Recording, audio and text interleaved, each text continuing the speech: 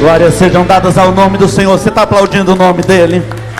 Nós podemos fazer isso sempre e arrancar do nosso coração e dos nossos membros, do nosso corpo, o melhor aplauso, a melhor adoração, porque Ele é digno, Ele é santo.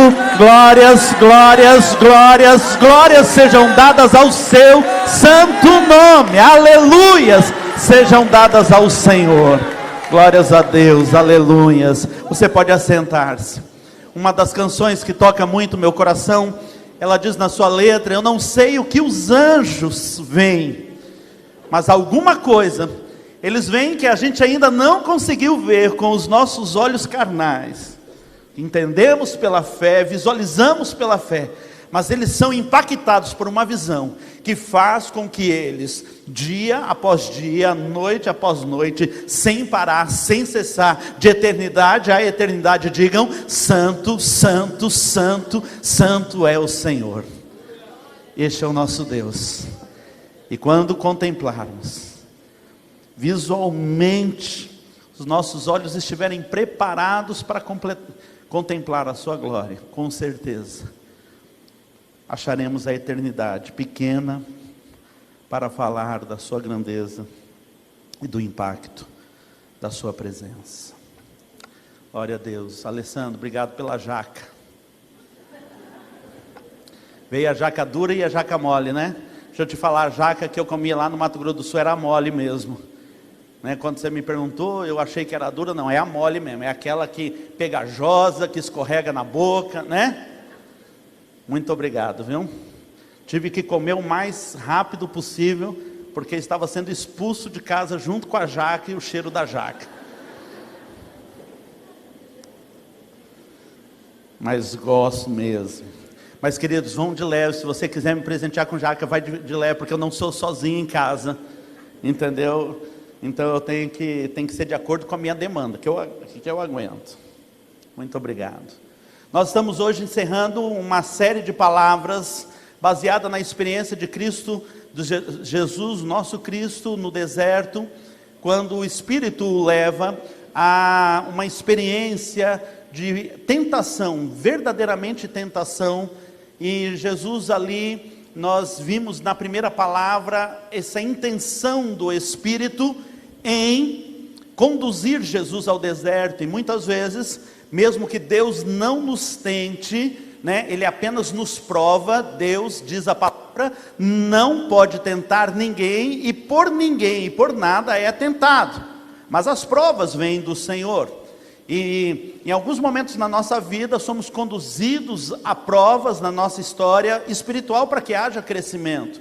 E Jesus, Ele então vai conduzido pelo Espírito ao deserto. A segunda palavra é vencendo a tentação. Ministramos na semana passada e ela fala de como Jesus reagiu à tentação e de como aquelas 3 tentações representam todo o escopo de tentações que podemos ser submetidos quando somos ali perseguidos na nossa identidade, na nossa autoridade, no nosso propósito de vida. E hoje, pela graça do Senhor, nós vamos concluir esta palavra agora em Mateus ainda, capítulo 4, verso 11, dizendo: com isso o deixou o diabo, e eis que vieram anjos e o serviram. Vamos ler todos juntos? Com isto o deixou o diabo, e eis... Amém. Pai bendito, pela Tua graça, nós te suplicamos que haja, ó Pai amado, em nome de Jesus, mais uma vez, derramamento do Senhor sobre as nossas vidas, derramamento sobre a minha vida. Eu te peço, ó Pai amado, para que, ó Deus, o primeiro a ser impactado por essa palavra seja a minha vida, o meu coração esteja aberto ao Senhor, e também os meus irmãos, em nome de Jesus. Há um problema aqui que precisa ser resolvido, Pai, entre tudo o que o Teu povo precisa, e entre, ó Pai amado, aquilo que, ó Deus, o Senhor quer falar, né? Um instrumento. Por isso eu te peço pela Tua graça, pela Tua misericórdia, ó Pai amado, que pela habilidade, que pelo poder do Teu Espírito, ó Deus, o Senhor possa, da melhor maneira possível, traduzir aquilo que nenhuma palavra humana pode falar ao coração de uma pessoa. Por isso, ó Deus, em nome de Jesus, que ao final dessa reunião, deste encontro, deste culto, Ó Deus, cada um de nós possamos dizer: o Senhor falou comigo. Ó Deus, em nome de Jesus, amém, papai.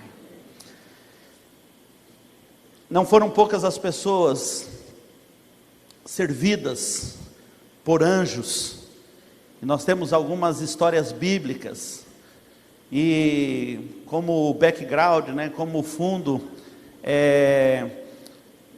da introdução dessa palavra de hoje, eu escolhi uma foto que representa um grupo chamado Doutores da Alegria, porque também é uma forma de a gente servir e as pessoas serem visitadas de uma maneira especial. Então, muitas vezes nós estamos tanto nas expectativas das coisas extraordinárias, excepcionais, espirituais, celestiais, mas a gente pode ser agente de Deus, agente separado, pode ser agente juntos de Deus, para ministrar ao coração das pessoas. E com certeza, quando você faz algo especial, uma visita, alguém que você sentiu falta, algum tempo atrás, no aniversário, eu liguei, eu e Su ligamos para uma amiga, e quando ela atendeu o telefone, a gente parabenizou e tal. Então ela disse: puxa, hoje é tão difícil as pessoas darem uma ligação, a gente recebe a mensagem ali pelo Face, muitas vezes no WhatsApp, nas redes sociais, mas como é difícil hoje receber uma ligação. E às vezes, queridos, Deus tocou, Deus fez você lembrar de uma pessoa, e ao não transferir essa responsabilidade, primeiro, ore, traga discernimento, busque palavra de Deus, faça contato, abençoe, Você muitas vezes pode servir as pessoas de uma maneira tão espetacular dessa forma. Quem são os anjos?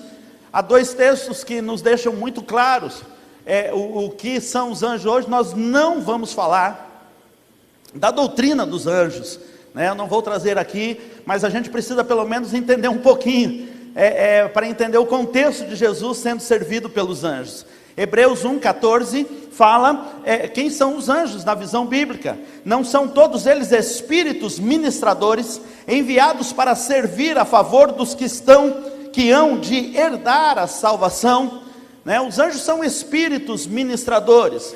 Quando eu fiz o meu concílio, um dos pastores perguntou: eu gostaria que você me falasse tudo que você sabe sobre angiologia. E aí a minha resposta foi muito clara. Eu falei: eu não sei nada sobre angiologia. Ele falou: não. Eu falei: não, angiologia é o estudo de veias, artérias, vasos linfáticos. Eu sei um pouco sobre angelologia, que é o estudo dos anjos.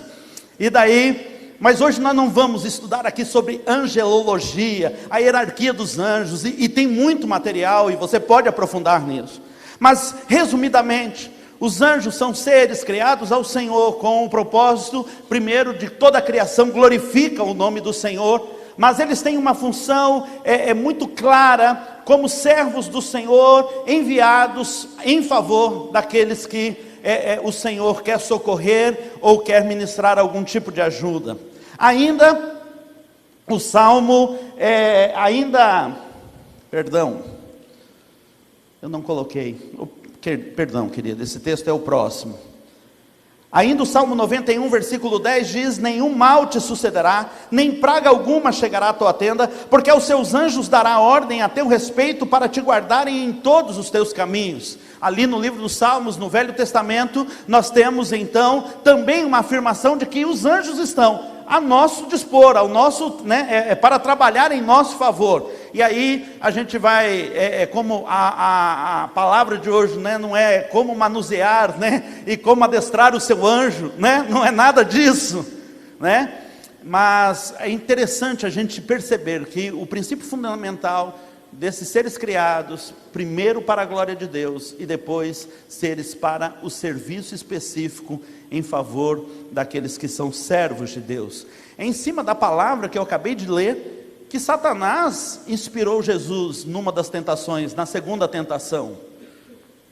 E é interessante, queridos, porque a tentação de Cristo é relatada numa ordem no livro de Mateus, e ela é relatada numa outra ordem no livro de Lucas. E no livro de Lucas, pular do templo, né, e pedir aos anjos para que socorram, é a terceira tentação e não a segunda. Mas o livro de Mateus traz como a segunda tentação.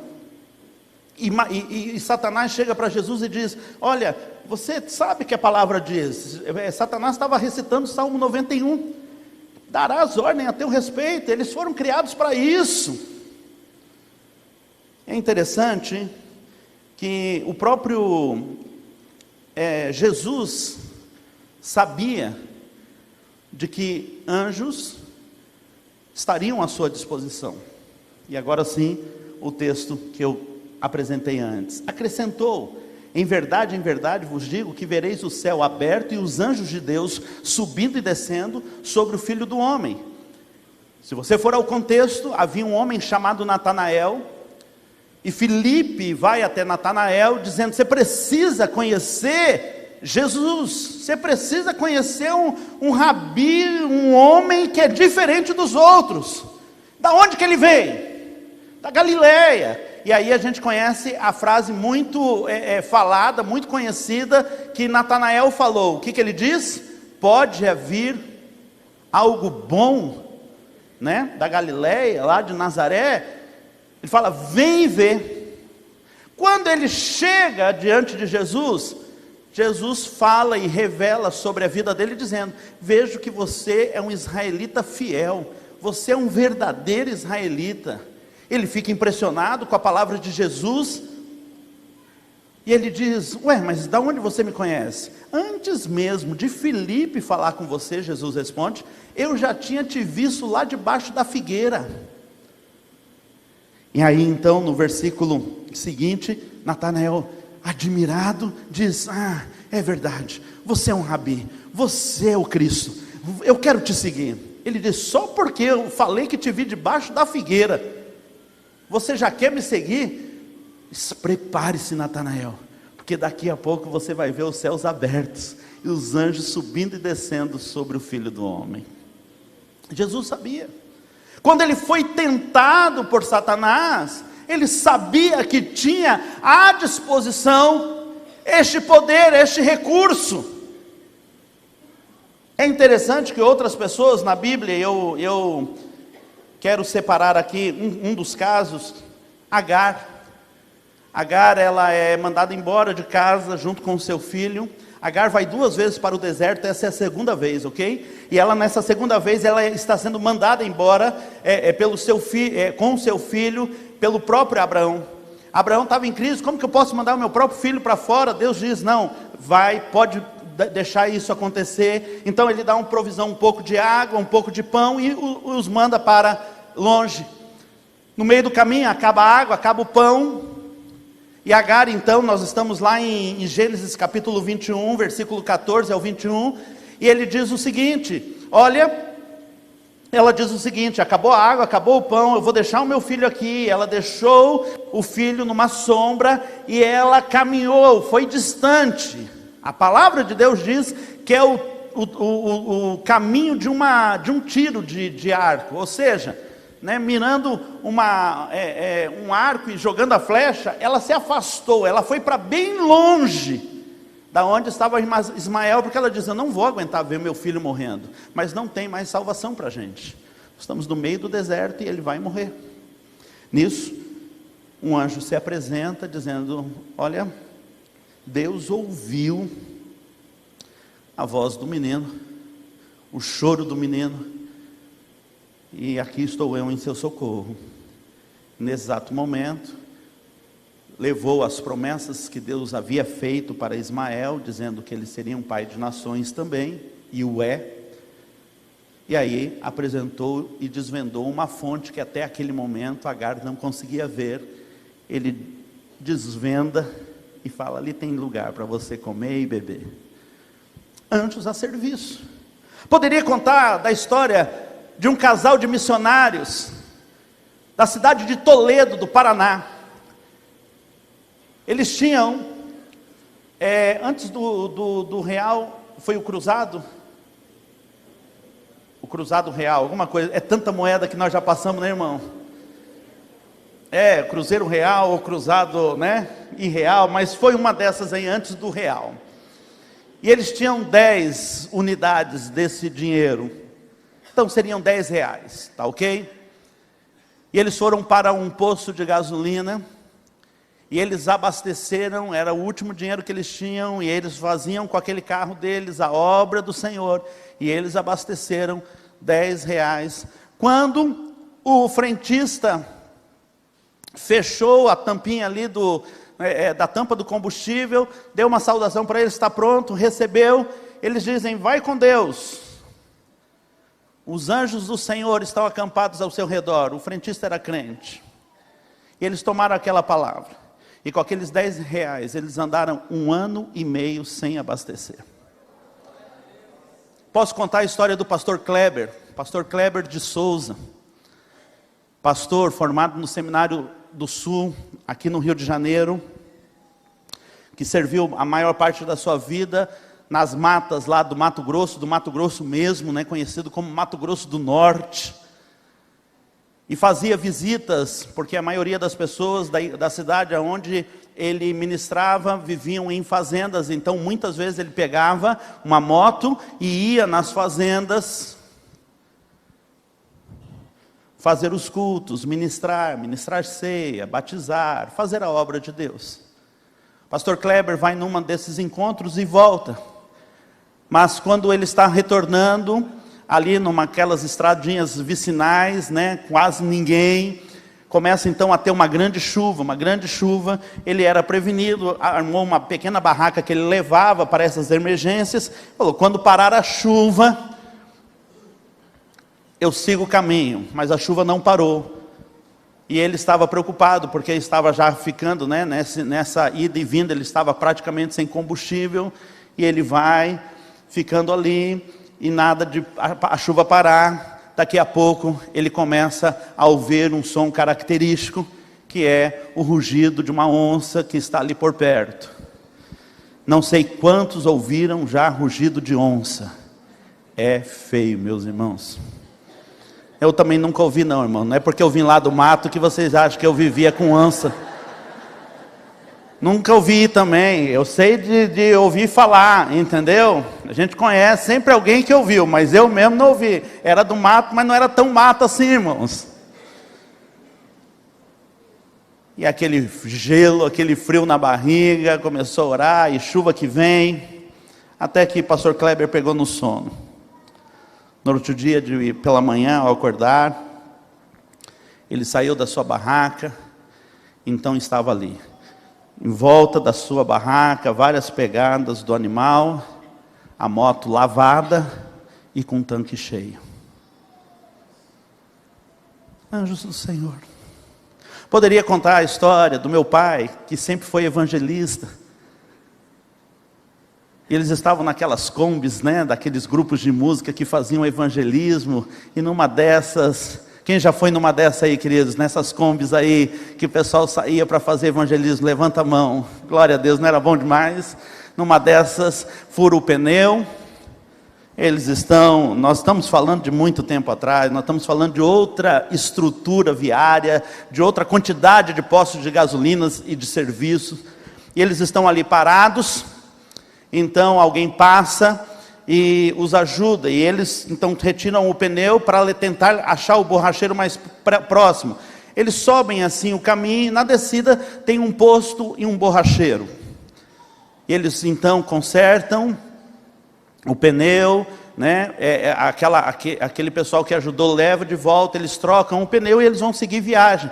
Então eles falam para quem está, olha, fiquem tranquilos, porque já na descida a gente vai passar pelo posto, daí todo mundo pode comer, a gente já pode ir ao banheiro e tal. E até hoje eles estão procurando o posto de gasolina e borracheiro que trocou o pneu e consertou.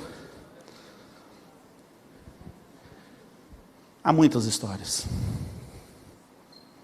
Há muitas histórias. A história de hoje ela vai terminar dessa forma.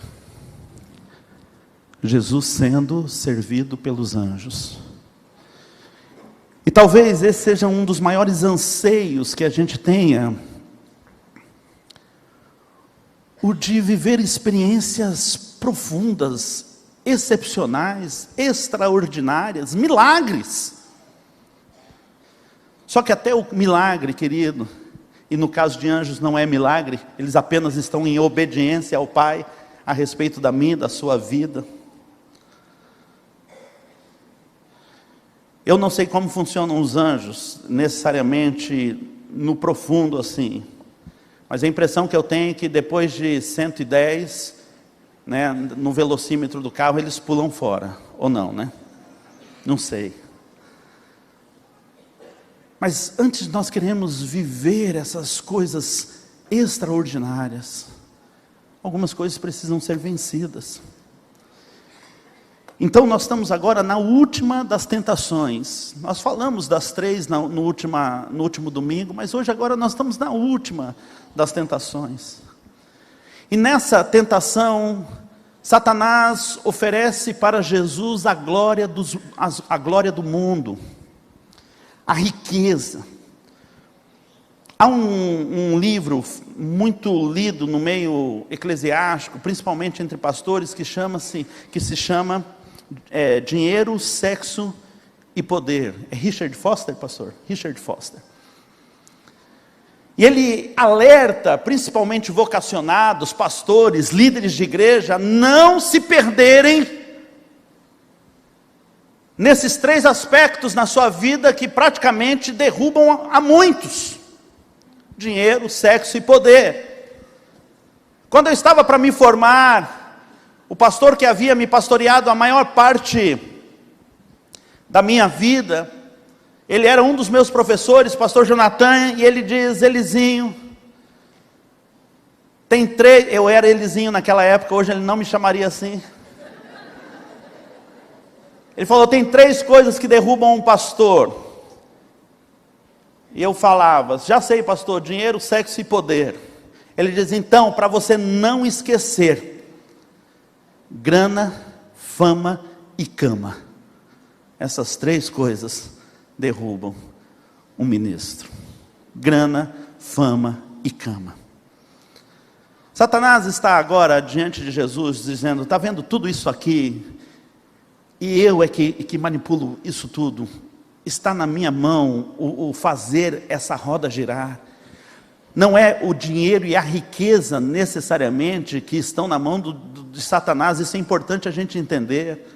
Na realidade, a palavra do Senhor diz que do Senhor é a terra e a sua plenitude, é de Deus. O que está sob domínio de Satanás é o sistema.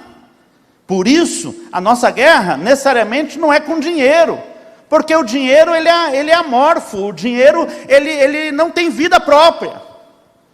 Agora, o valor que eu der ao dinheiro, a maneira como eu lidar com o dinheiro, vai fazer com que eu esteja regendo a minha vida financeira por algum sistema.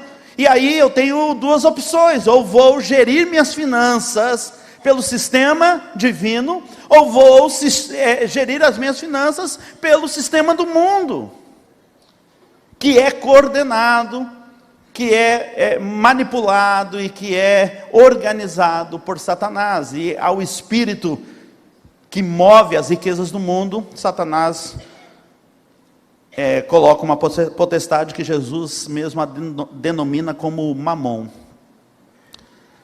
O sexo não é em si só o pecado. Alguém diz: pastor, será que o que Adão e Eva receberam, né, fizeram de errado foi ter relações sexuais? Eles não tinham e tiveram a primeira relação sexual, esse que era o fruto proibido? Nada a ver. Porque não é o sexo em si o pecado. Mas qual é a mentalidade sobre sexo que rege a minha vida? Sim. Querer ter um propósito de vida, querer ser reconhecido por alguma coisa que eu faço de bem ou de bom, não é necessariamente errado. Não é errado fazer coisas boas, não é errado ser relevante. Não é. Mas se o sistema que move o meu coração e motiva a minha vida, está ligado à fama, ao status, à carência de curtidas e tudo mais, então, eu estou de alguma maneira entrando nesse sistema que é gerido e arquitetado por Satanás. E agora a gente vai voltar, nós já falamos numa das noites a respeito disso, mas naquele diálogo de Satanás, da serpente com a mulher, lá em Gênesis 3, versículo 4, a serpente diz à mulher: não, certamente vocês não vão morrer. Deus sabe, no dia em que vocês comerem esse fruto, vossos olhos se abrirão e sereis como Deus, conhecendo o bem e o mal.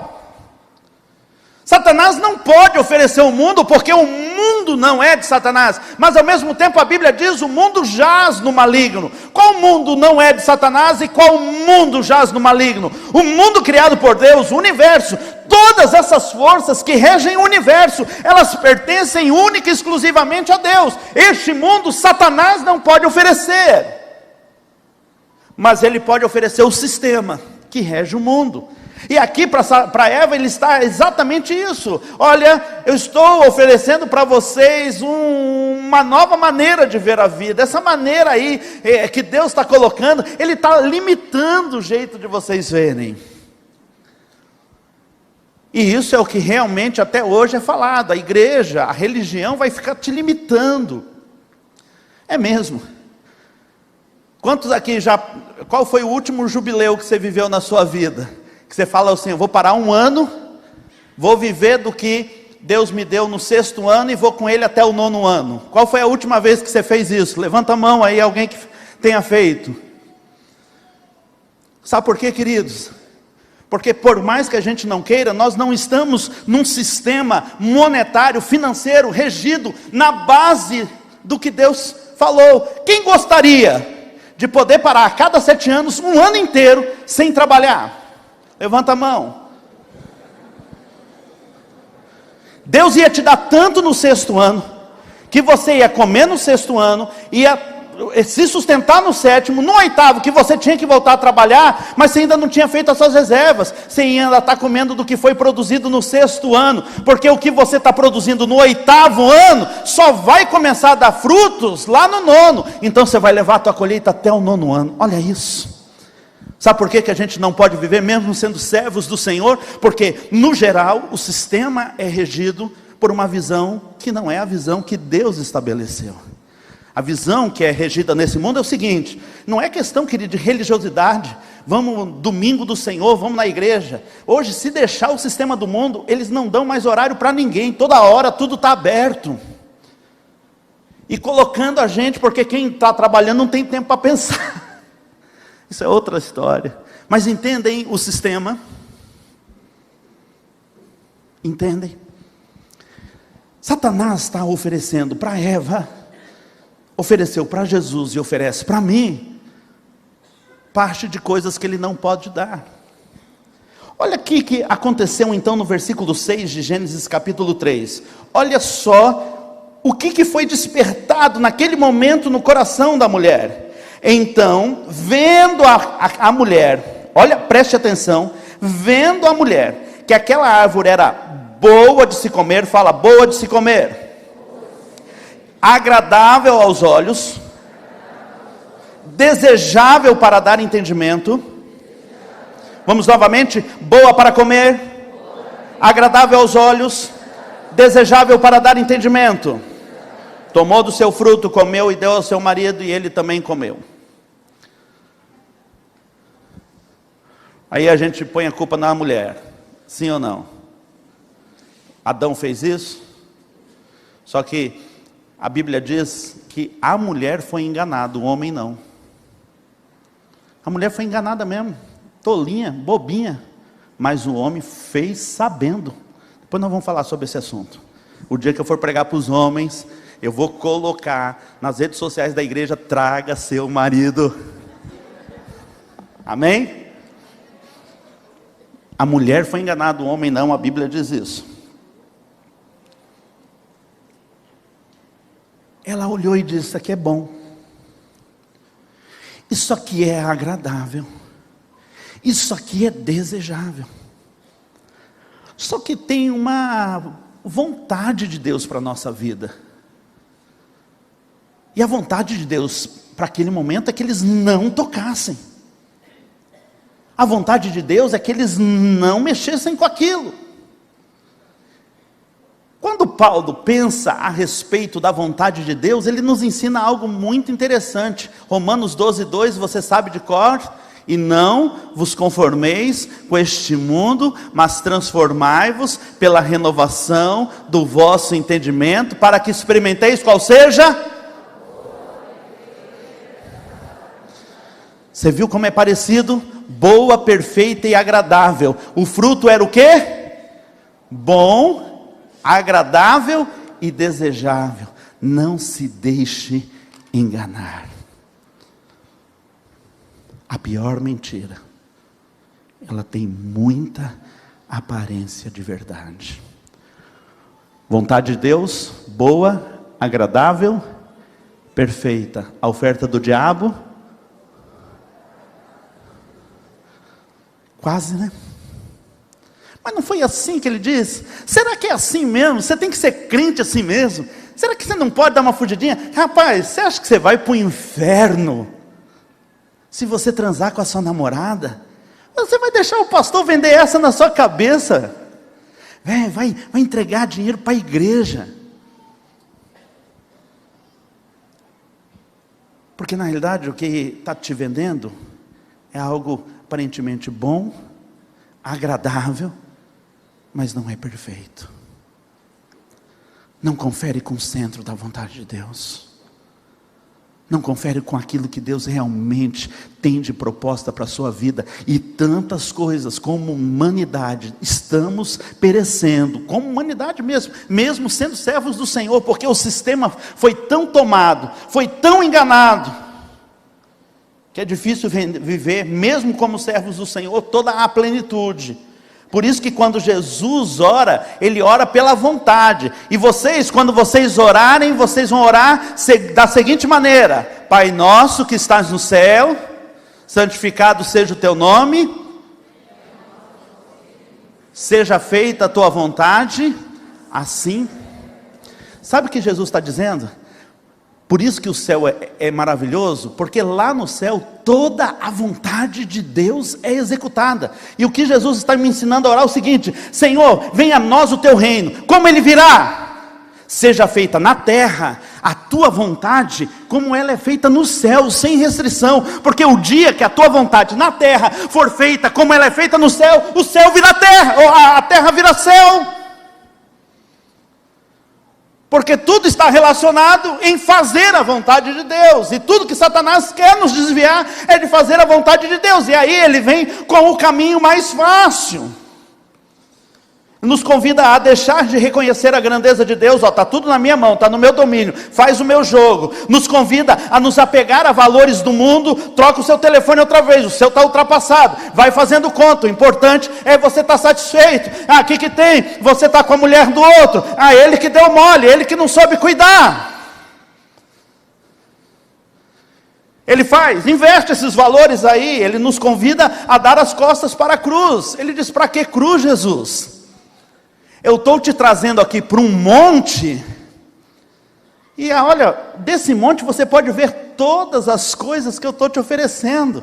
A Bíblia diz que o Satanás levou Jesus num alto, muito alto monte, para poder contemplar todas as coisas. Você não quer ser reconhecido? Você não quer ser amado? Você não quer, ter um reconhecimento, um nome? Vem aqui pelo caminho mais fácil, dá as costas para a cruz. Para que isso? Para que isso? Jesus então ministra a ele com autoridade a palavra que vence a tentação definitivamente. Ele diz: retira-te, Satanás. Não faça concessões. Diga não, definitivamente não, para trás. Para trás de mim, Satanás. Eu já falei isso, porque o tema todo pede, mas é importante a gente lembrar. Jesus usou essa palavra dura 2 vezes, agora com o próprio diabo, e depois com Pedro, um dos seus melhores amigos, quando ele estava ali, se pronunciando em nome do diabo, ele diz: para trás de mim, Satanás. Não tem vínculo, não tem negociação, não tem jeitinho. Certo é certo, a vontade de Deus, do Pai, é a vontade do Pai, e eu vim para cumprir a vontade do Pai. A Ele que eu vou adorar. Nenhum ponto de contato, nenhuma negociação. Ah, Satanás, não é assim, não bate papo, não tem conversa. Arreda-te para trás, retira-te, vai-te. Por quê? Porque existia um monte que o diabo temia. E Jesus apresenta esse monte na palavra de Deus em Mateus 27. E diz: e chegando a um lugar chamado Gólgota, que significa lugar da caveira. O diabo leva Jesus num alto monte, mostra todas as riquezas, adora, e tem tudo isso à sua disposição. Jesus diz: para trás de mim, Satanás, existe um outro monte, e é nesse monte que eu vou adorar quem é digno de ser adorado. É nesse monte que eu vou fazer a vontade. Jesus me mostra a adoração em 7 níveis diferentes nesse monte chamado Gólgota, nesse monte chamado Caveira.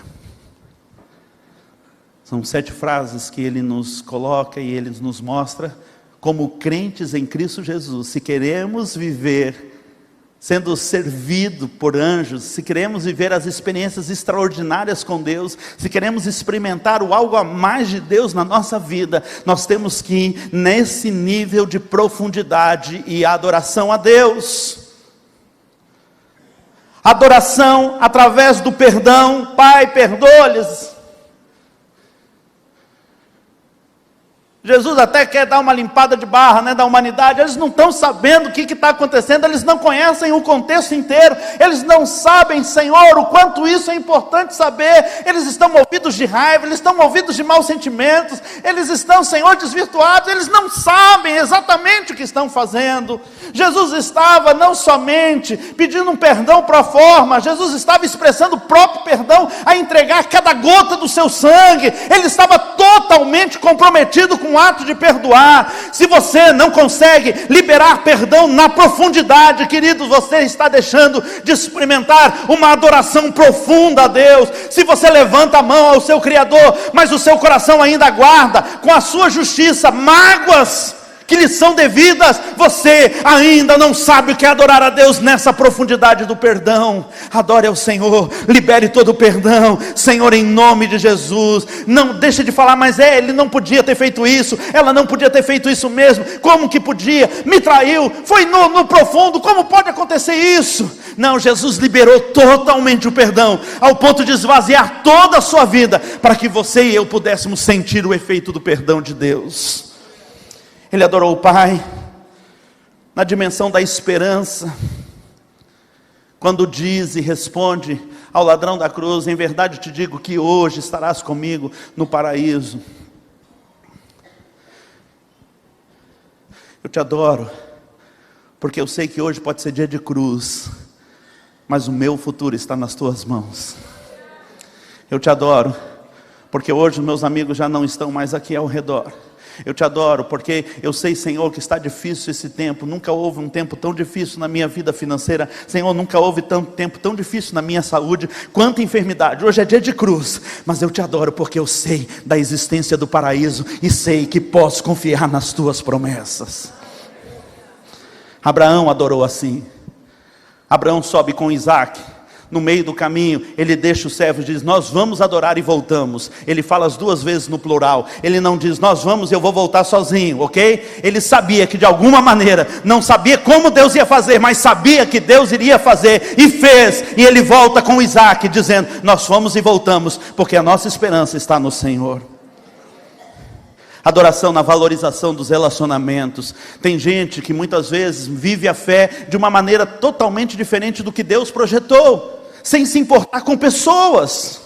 Queridos, nós não temos células nessa igreja como uma estratégia de crescimento. É claro que a igreja vai crescer quando ela é saudável. A célula é o lugar onde nós falamos uma vez após outra, semana após semana, ano após ano: você é importante, você faz falta, você faz a diferença. Nós abrimos as nossas casas não é porque é confortável, nós abrimos a nossa casa porque nós sabemos que Deus gosta de gente, e a gente gosta de gente também. E ele então lá na cruz, tanta coisa importante para fazer naquele momento na cruz, sabe o que ele vai se preocupar? Ei mãe, aí está o teu filho, aí está tua mãe, irmão, se cuidem. Estava salvando o mundo. Você já esteve na correria? Fala: pastor, não vou, a minha vida está tão corrida, não dá não para mim. Você já esteve assim na correria? Alguém aqui já esteve salvando o mundo alguma vez? Pois é, ele estava lá salvando o mundo, preocupado com a individualidade. Pastor, como vai a tua vida? Deus está dizendo: você diz que quer dar tempo para mim? Só tem um jeito de dar tempo para mim, é dando tempo para as pessoas que eu amo. Dá tempo para elas. Envolve.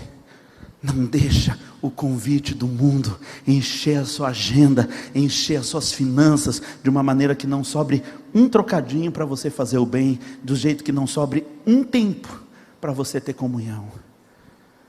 É o sistema do mundo, entende? Trabalhar é pecado? Não. Mas quando isso tudo nos tira da presença e dos relacionamentos, ele adora o Pai na adversidade. Eli, Eli, o texto da Bíblia que eu mais amo: Eli, Eli, lama sabachthani. Deus meu, por quê? Adoração, queridos, mesmo quando não consegue ver a face do Pai.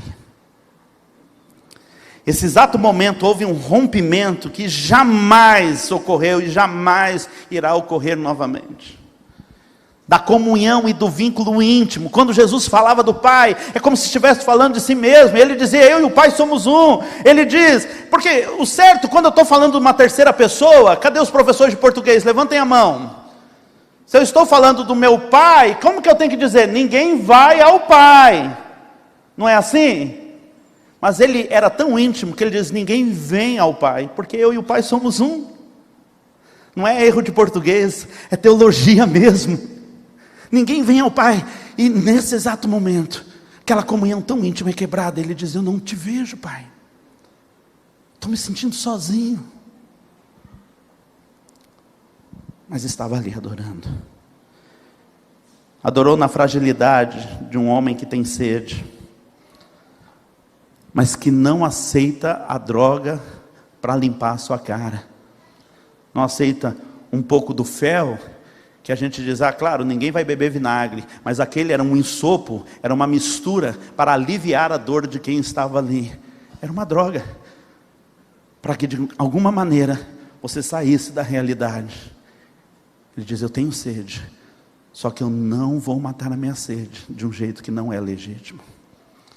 E quando ele estava com o corpo totalmente ressecando de sede física, ele não satisfez a sede física, porque ele tinha uma sede maior, e a sede era de ganhar a minha vida e a sua vida.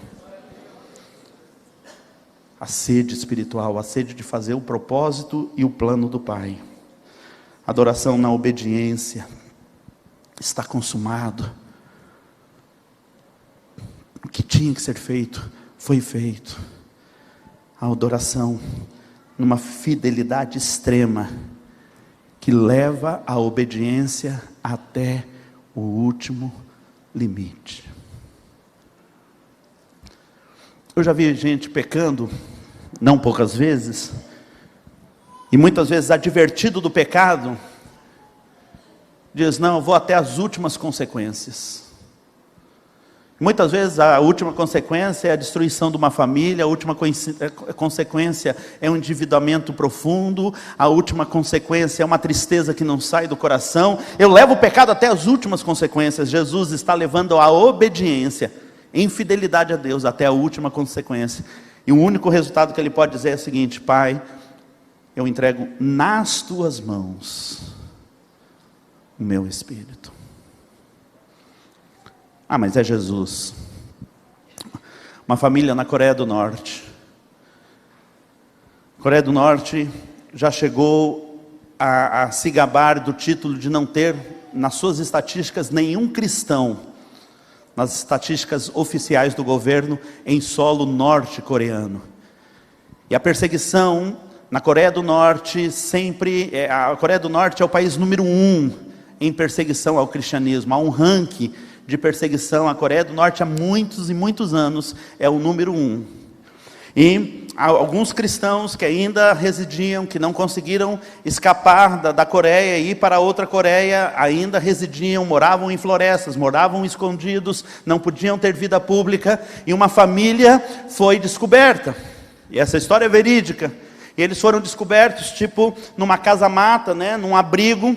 Então eles foram tirados, eles foram descobertos porque o governo estava pavimentando uma nova rodovia.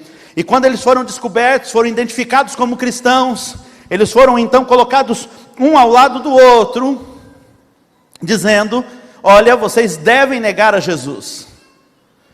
E se vocês não negarem a Jesus, nós vamos colocar toda a sua família deitada, e nós vamos, esses rolos compressores que estão aí para passar a nova estrada, vão passar e esmagá-los. Neguem a Jesus.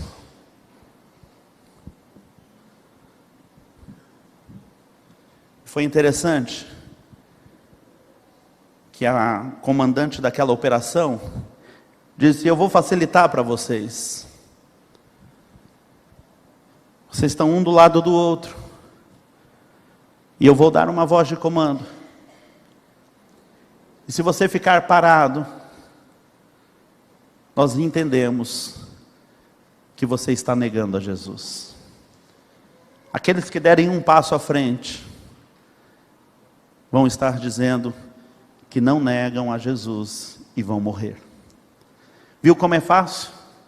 Ele diz: é fácil negar a Jesus, é só você não fazer nada. Você entende o que eu estou dizendo? Negue a Jesus, não faça nada, fique parado. Ele deu o comando.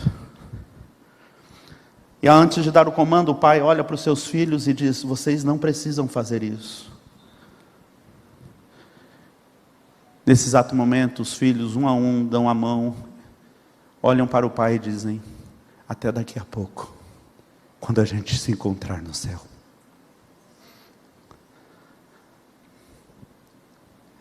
É fácil negar a Jesus.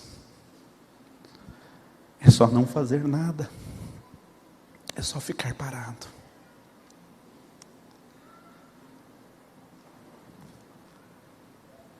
Adoração com fidelidade extrema. Adoração que leva o meu compromisso com Deus até as últimas consequências. Acabamos de cantar isso. Manifestado em glória, querido no mundo, recebido pelos anjos. Mas antes de anjos servirem, queridos, muitas coisas aconteceram. Olha esse texto, e ele é a mesma conclusão, só que na visão de Marcos. Você pode ler comigo? Onde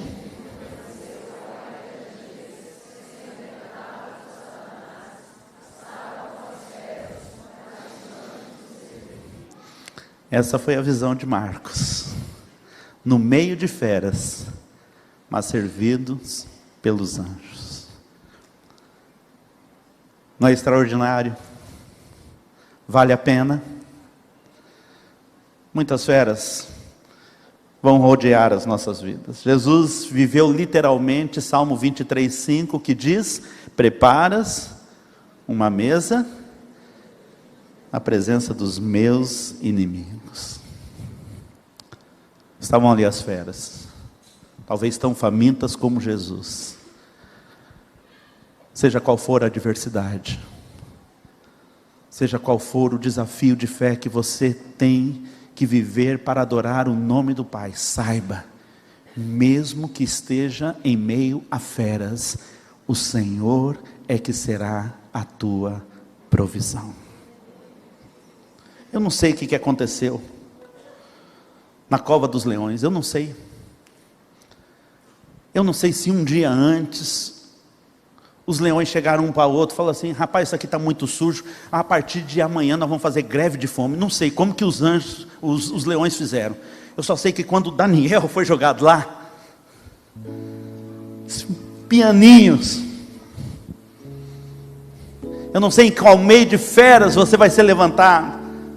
Eu não sei aonde a tua casa, a tua vida está colocada, às vezes num ambiente difícil, de trabalho, muitas vezes, e eu resisto em orar, queridos, quando um crente fala: pastor, tem tanto não crente, tem tanta pessoa, está tão difícil ali no meu trabalho, ora, eu queria orar para Deus me tirar dali. Eu tenho dificuldade em te ajudar nisso, porque é ali que você deve estar, é ali que Deus vai manifestar a sua glória, é ali que Deus vai salvar vidas, e muitas vidas, através do teu testemunho, porque enquanto muitas feras estiverem te rodeando, as pessoas vão ver os anjos servindo o servo do Senhor.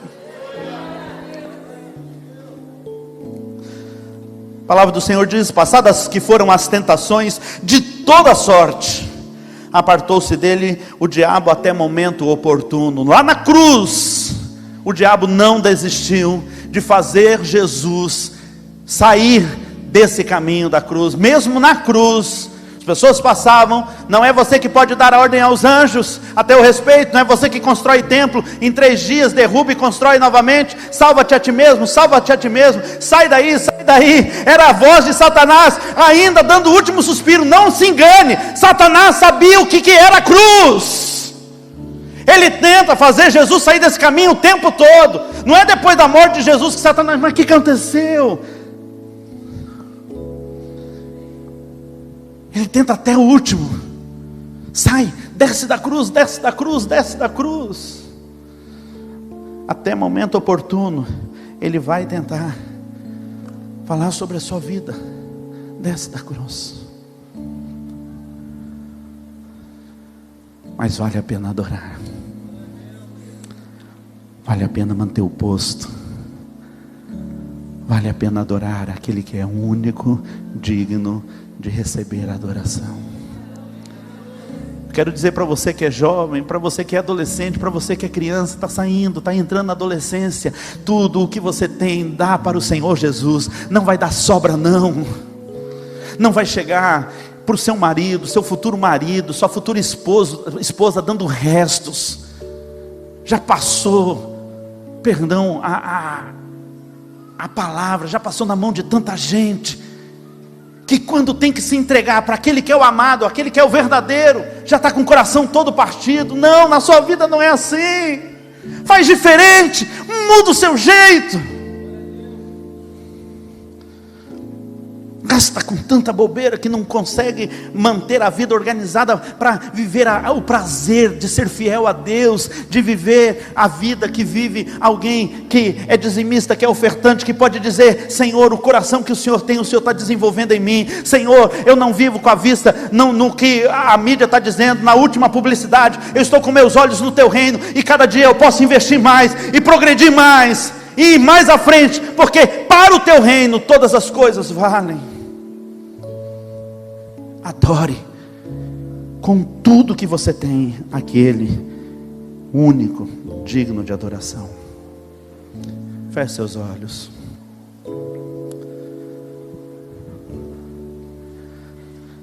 Senhor, em nome de Jesus, quantas e quantas vezes os teus ensinos, as tuas palavras nos mostram esse mundo sobrenatural, poderoso, verdadeiro. Muitas vezes somos como o aprendiz, o ajudante do profeta, apavorado, dizendo: nós estamos cercados, nós estamos em apuros, há um exército aí na nossa porta, nós estamos destruídos. Senhor, dá para que vejamos como o teu servo disse: abre os olhos, para que ele possa ver. E quando abrir os olhos, ficou encantado, porque aqueles que eram conosco eram muito mais numerosos. Se o teu povo tiver os olhos abertos nesses lugares, ficarão encantados com a quantidade de anjos que estão cercando este lugar, esperando as tuas ordens para entrar nas batalhas de cada um de nós.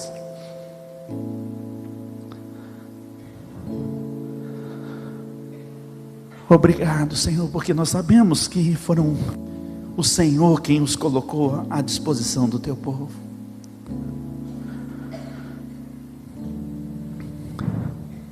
Mas nós, como servos do Senhor,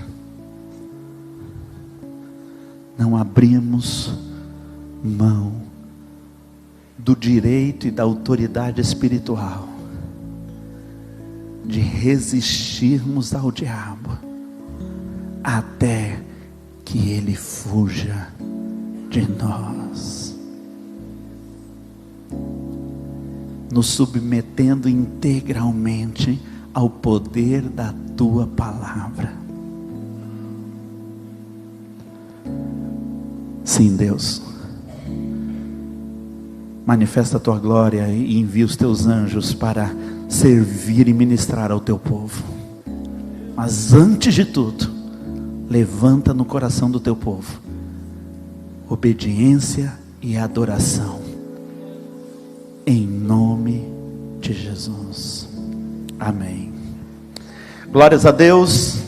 Que você viva experiências profundas, grandiosas com Deus, mas nunca abra mão de ser um adorador irrestrito do único que é digno de toda adoração.